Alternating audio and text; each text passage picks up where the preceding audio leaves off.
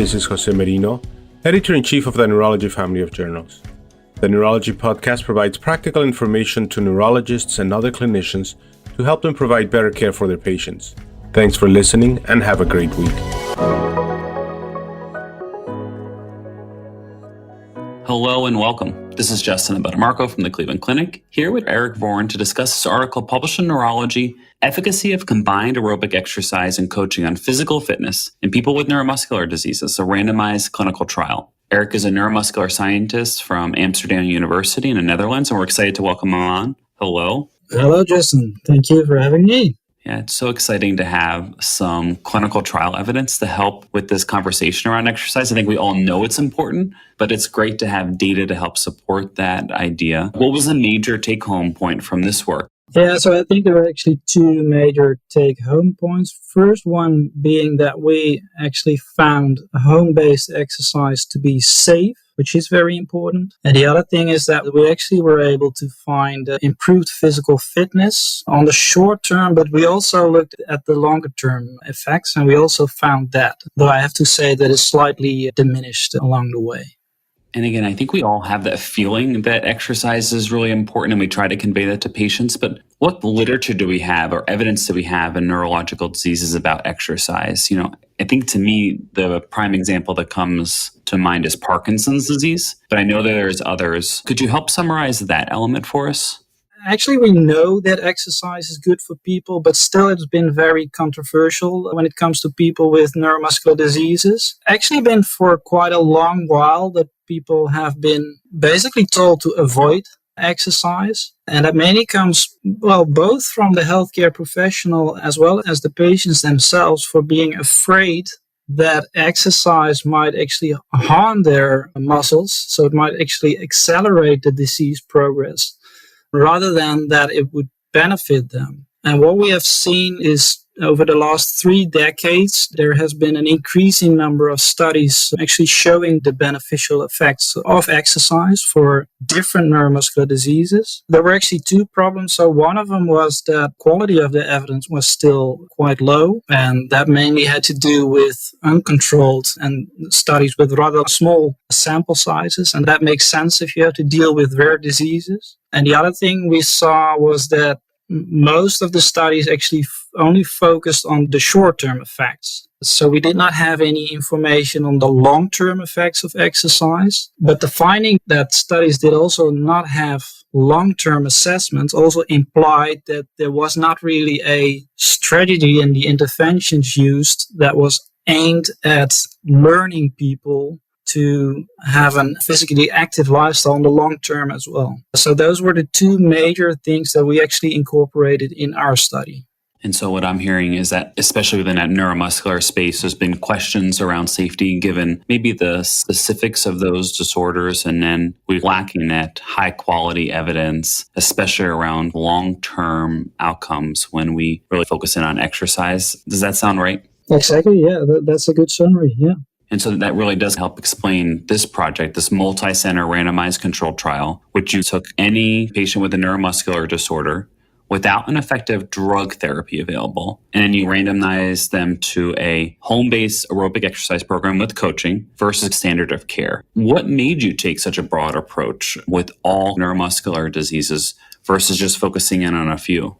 That's a question that has been asked quite often. So I'm actually working at the rehabilitation medicine department, and from a rehabilitation perspective, we're not so much interested in the pathophysiology of the different diseases, but we're rather interested in the consequences of the disease. And it's actually there that we see that, people with neuromuscular diseases are basically like you and I, meaning that they are also physically inactive. They are more physically inactive than they should actually be. And of course, on top of that, because of their disease, it's even extra challenging for them to be physically active. So we actually think that the reduced physical fitness that we see The reason behind that is actually quite similar for many diseases. So that's the reason that we actually took this broad approach. Of course, also recognizing that for some diseases, you might have to tweak your program a bit, for instance, for metabolic diseases. And of course, also the working mechanisms might differ between diseases. But in general, we just see and thought, okay, the reduced physical fitness that we see is probably the consequence of people being, more physically inactive than they should actually be.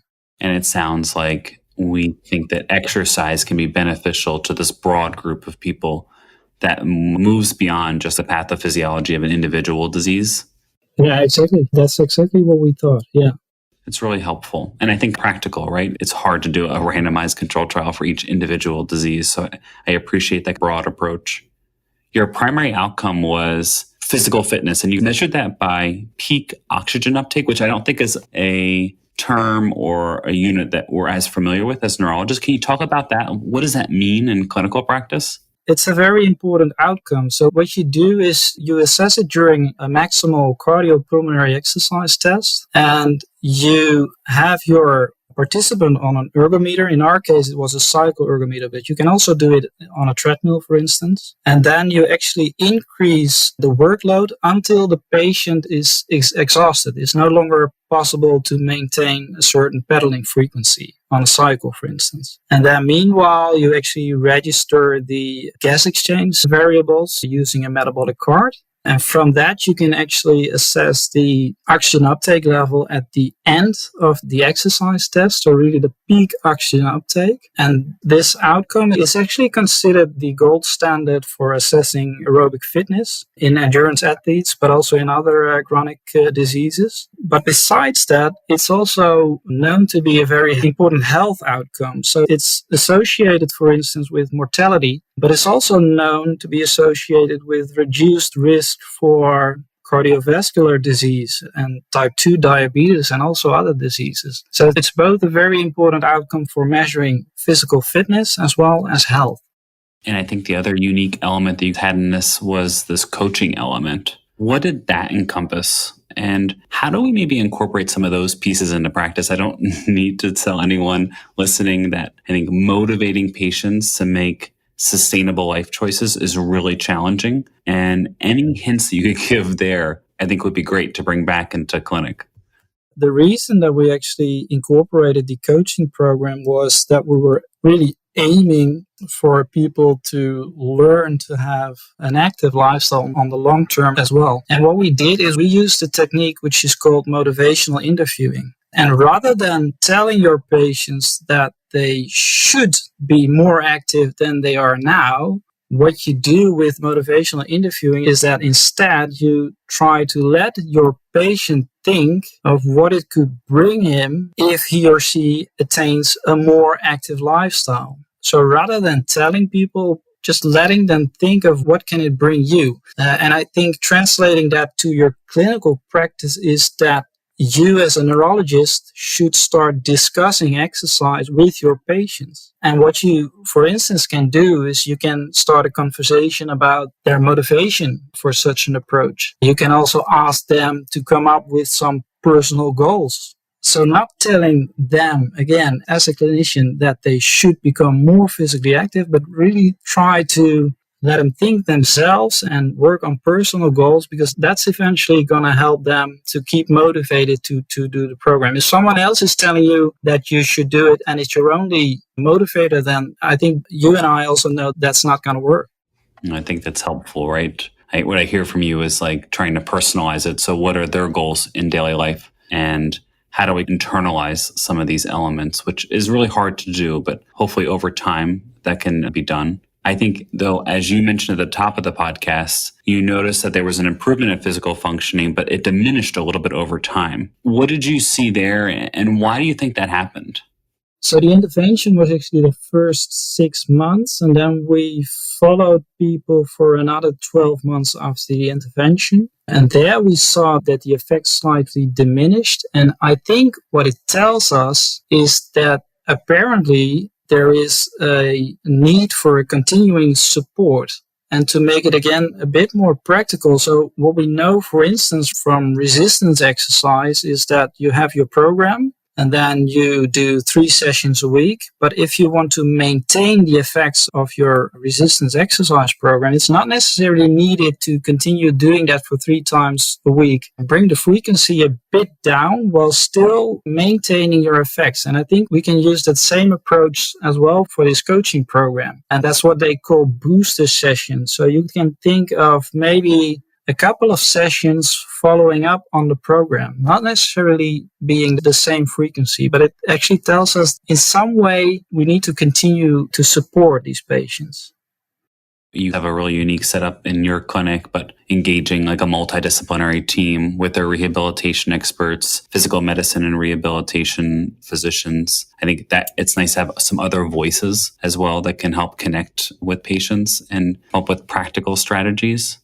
That's really helpful. I mean, we have a multidisciplinary team available. So the physiotherapist was responsible for the exercise program. The coaching program was actually done in our case, by occupational therapists. Yeah, I think it's really important to involve those disciplines, these different disciplines, if of course you have access to it. Yeah. We talked about the improvement in physical function, and then you did a lot of quality of life metrics. What did you see there? Did we see those effects translating into how patients perceive their day-to-day challenges and improvements? So looking at the questionnaires that we used, the answer is no. So we did not find any significant improvements in physical functioning questionnaires, quality of life questionnaires.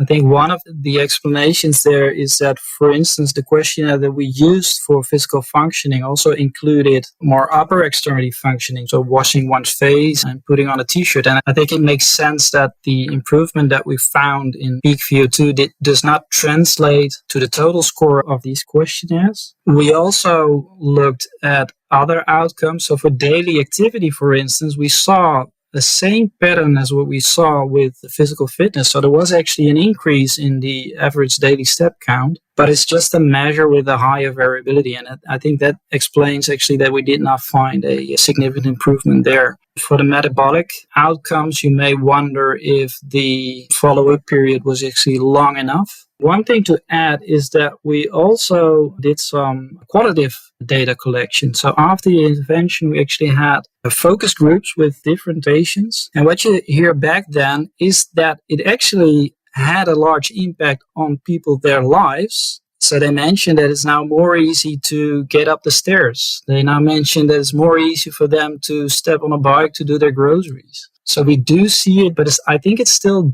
difficult to capture it in the standardized questionnaires that we're using in these studies.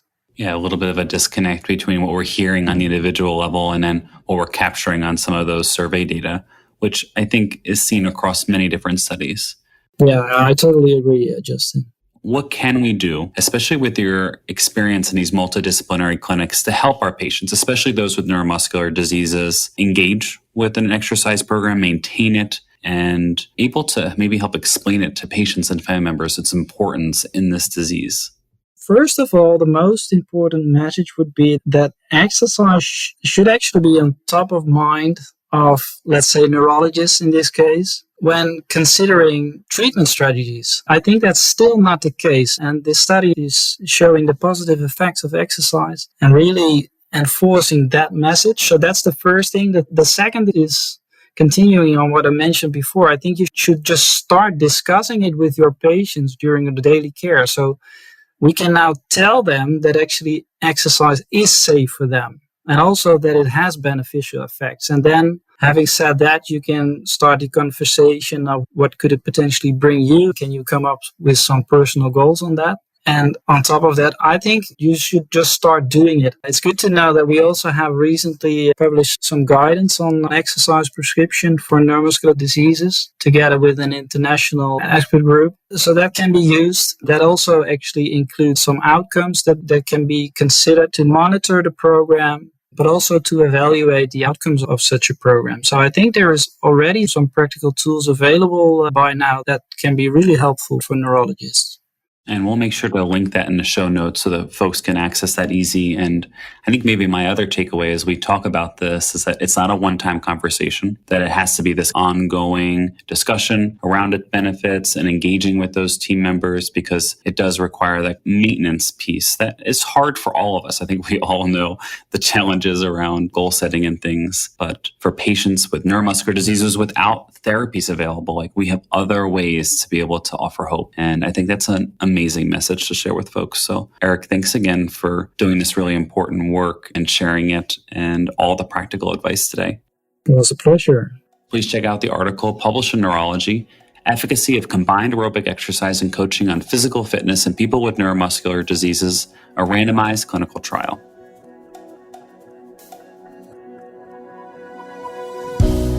This is Stacey Clardy, your podcast editor. If you've enjoyed the podcast, please take a few moments to subscribe, rate, and review the Neurology podcast through Apple Podcasts, Google Podcasts, Spotify, or wherever you listen. And remember, you can always head to neurology.org/podcast for our full list of past episodes. Or you can also search by keyword in your podcast app for any neurology-specific topics you want to learn about.